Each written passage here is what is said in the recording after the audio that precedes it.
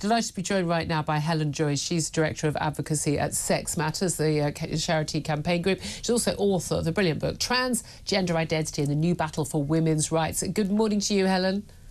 Hi, Julia. Thanks so much for joining us. Now, you know perfectly well what we're going to be talking about, and so does our audience. I'm absolutely in shock that such a well-known actor as David Tennant, the Doctor Who star, and many other stars of many other, a bit of a lovey of many other series, thought it was appropriate at an LGBTQ+ award ceremony where he was being given an award for being a wonderful trans ally or something. Thought it was acceptable to say, we'll play the clip, this in front of a large crowd.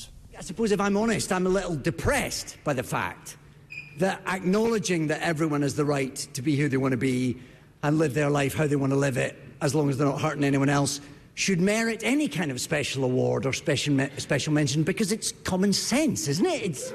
It is human decency. We shouldn't live in a world where that is worth remarking on. However, until we wake up and Kemi Badenoch doesn't exist anymore,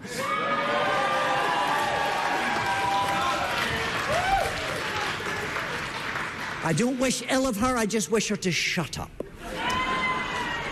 Well, that's nice of him, isn't it, Helen? He wasn't her to not exist or wish ill. He just wants her to shut up.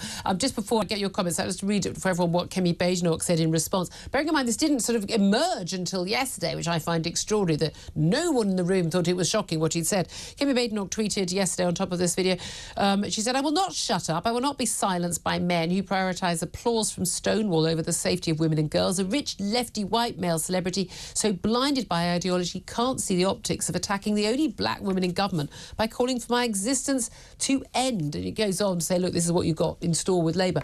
What was your reaction when you saw that video?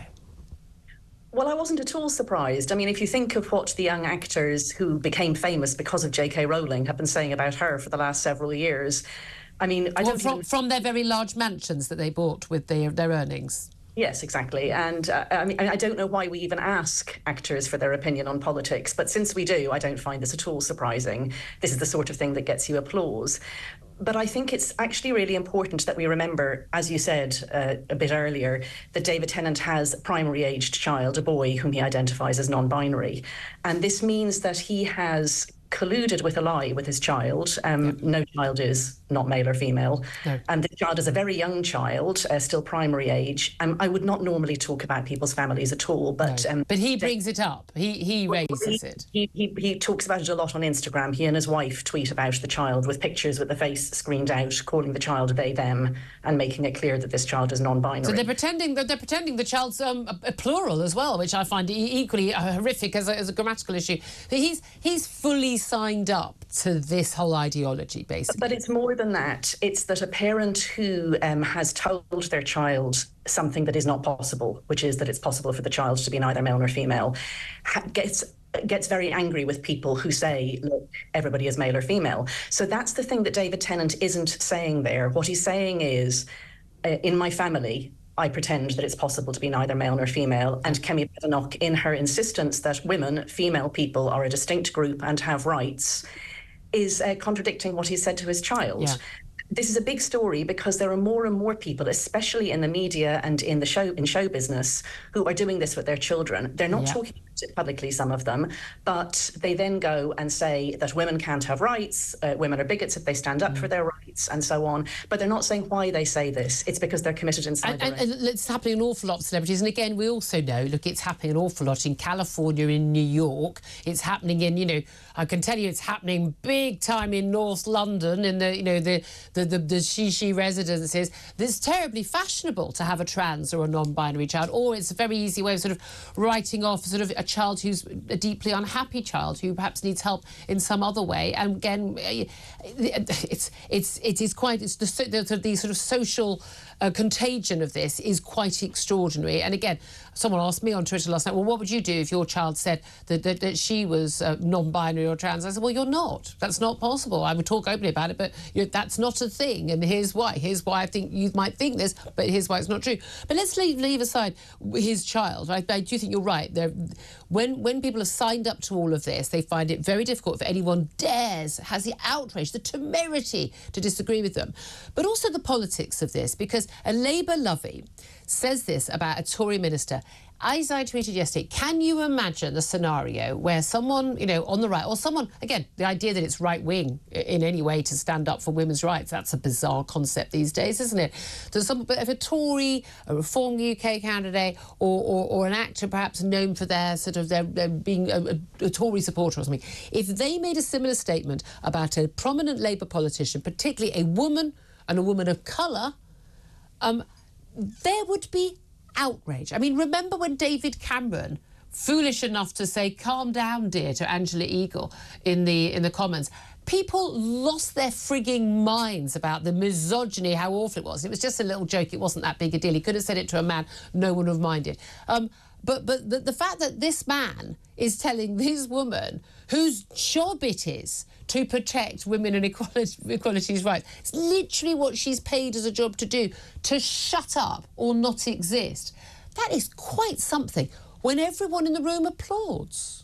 I mean, Dawn Butler tweeted 3 hours ago, Dawn Butler, of course, being also a black politician, a black MP, a woman. Who thinks that, by the way, that children are assigned sex at birth, they're not actually born a boy or a girl.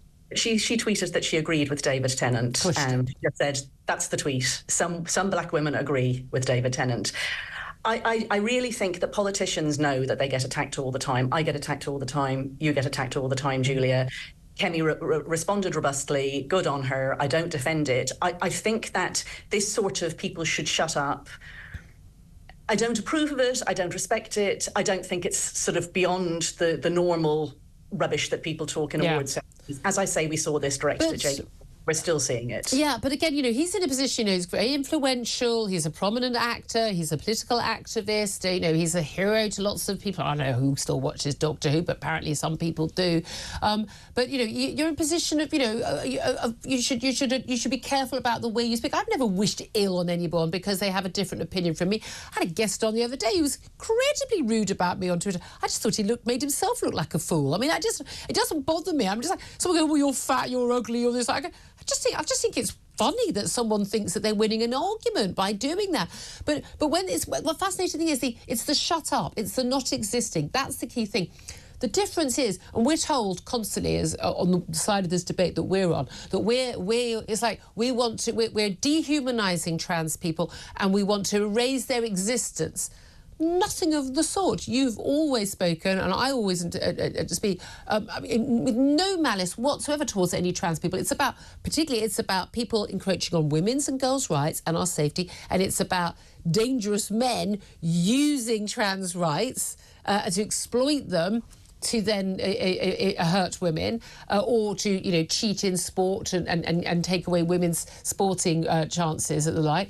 But it's not an attack on trans people who are just trying to go about their lives, wear what they want, call themselves what they want, and never. But it is extraordinary. I don't need anyone to shut up on the other side of the argument, and you don't, because we're able to argue our point. I think it's great that they have to speak now. I mean, 5 years ago, nobody on their side of the argument had to say a word because we were all completely silenced. I think it's great that someone like David Tennant has to stand up and say what he thinks, which is, shut up, ladies. You know, over here, we're trying to do what we want and you're commenting on it, because they show themselves for it. I'm all for it. Please, David Tennant, keep saying what you think about women and women who stand up for women's rights. Fantastic stuff, because you show yourself up for what you are and you show your side up for what you are. Absolutely brilliant. Helen, thank you so much. Always so good to talk to you. Quick thoughts from Benedict Spence? No, I think that's exactly right. There is a shifting as more and more of this stuff gets into the mainstream and people understand, oh, it's not about being nice, it's about quite fundamental threats to people's ability to sort of live their lives, be it girls in changing rooms, be it women in gyms or whatever. People are pushing back and they're saying, actually, no, you don't just get to sort of sit here. And then you get people like David Tennant coming out and saying the quiet part out loud, which is, well, we don't care what you think, little woman. I'm not interested and I don't want to hear it. It's very telling, isn't it? It is very telling. It really, really is. Yeah, it's going to come back to bite them. It's interesting. The views on trans people have and their rights have massively changed, and people are much less positive. There wasn't an issue. There really wasn't an issue 5-10 years ago. The activists who don't represent people who are quietly living a life in the opposite gender, who were not bothering anybody, and no one was bothered by them. They don't represent those people. It's extraordinary.